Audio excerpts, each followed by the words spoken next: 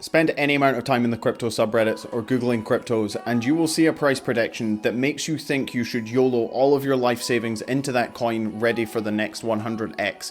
But you should stick around so I can tell you why price predictions are dumb and you shouldn't listen to them.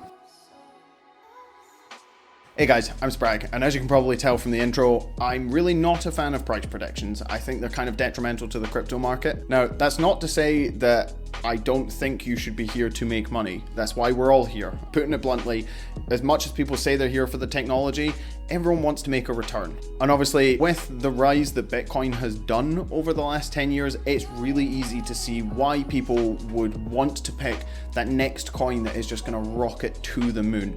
And there's a lot of great picks out there, and there is a lot of coins that do have the potential to reach those sort of returns that Bitcoin has given. But now, before we get into the video, I do just need to clarify, I'm not a financial advisor. Don't take anything I say as financial advice, because it's not. So why do I think price predictions are so bad? Well, you have to understand that a lot of the time price predictions are made by people holding that coin.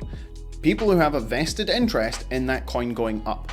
And right now, a lot of the crypto market is driven by sentiment, not by fundamentals. I mean, all you have to do is, and I'm gonna get hate for this, look at Cardano.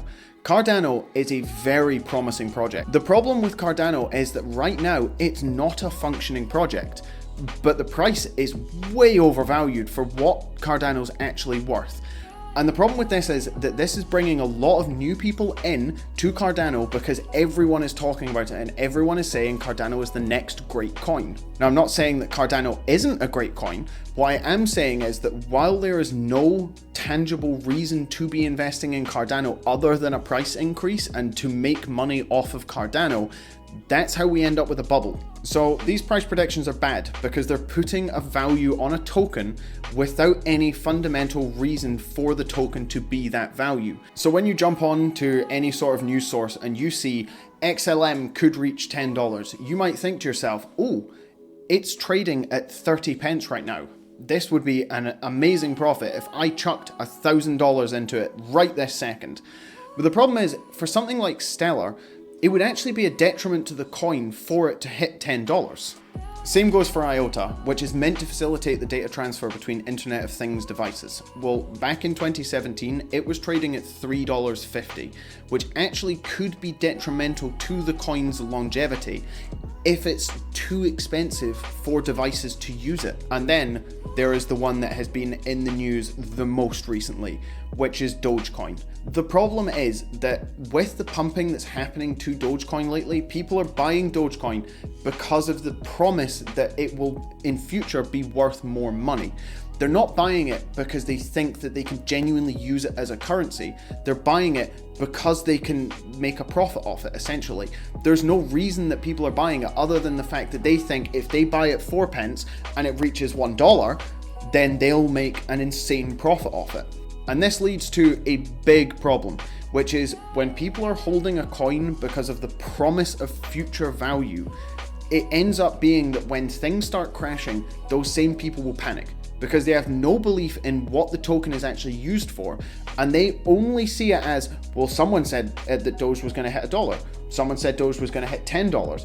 I wanted that profit, and now it's crashing. Which then brings me on to, well, how are price predictions even formulated? Personally, I think it's just people staring at a graph and thinking, it's following this trend. It could be this price by this time. And from what I've seen, a lot of the price predictions are based on technical analysis rather than fundamental analysis. So what I've done is I've selected 5 of the most outrageous price predictions I could find from actual trading advisors between 2018 and now. So starting off, there was the prediction that XLM would hit $10 by the end of 2020, and it actually reached 13 cents. Then we've got XRP, which was forecast to be trading at $1.40 at the start of 2021, but was actually trading at 22 cents. Then we've got IOTA, which was forecast to be trading at $10 by the end of 2020, but was actually trading at 29 cents. And then we've got Dogecoin, which was estimated to be trading at 60 cents by the end of February 2021, and has actually been trading at 4 cents. Which brings us to the most egregious one out of all of them, which is the prediction that Bitcoin was going to hit 90 grand by the end of December last year, when it was actually ended up trading at 8,000. Now, obviously, I have cherry-picked the worst examples I could find of price predictions, and there is some that came true, but they tended to be a lot more in the realm of sane predictions. For example, if a coin was trading at 10 cents now, they predicted it would be trading at 12 cents a year down the line. And for every one that was correct, there was so many that were wrong. And the main thing is that I have taken all of these from actual trading platforms, from people whose job it is to predict the prices of stocks, shares, and crypto. When you start going into the subreddits of these coins, it is just mental. It is people making wild predictions, completely unfounded, about how a 5-cent coin could hit $100 in the next 6 months.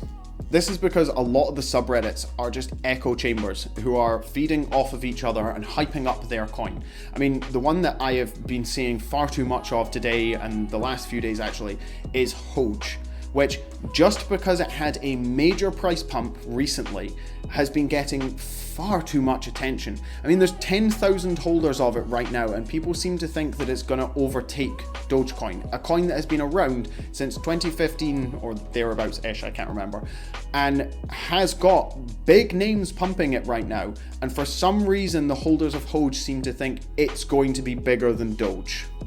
So to round it out a little bit, I will say that obviously everyone wants their investment to do well, and I am no fortune teller. I can't tell which coins are going to do well.